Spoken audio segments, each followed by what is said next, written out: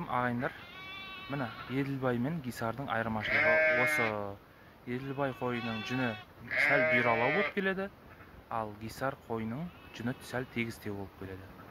Бер жағындағы жүні тегіс болып тұрған қозы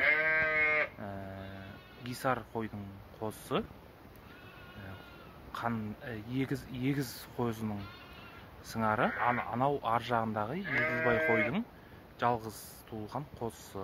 Оның жасы бұдан 10 күнге үлкен болып келеді. Сондықтан сәл денесі үлкендеу. Әйтпесем, денелері бірдей. Еділбай мен Гисардың айырмашылығы осыда.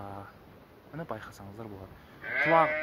Гисардың құлағы сәл ұзындау, Еділбайдың құлағы сәл қысқалау болып келеді. Құйрықтары, екеуінің де құйрықтары көтеріңкі. Міне айырмашылығы осыда. Жүндері тегіс болып келеді. Гисардың қылшық жүнді, ал Еділбайдың жүні сәл бұйралау болып келеді. Биязы жүнді болып келеді. Осы.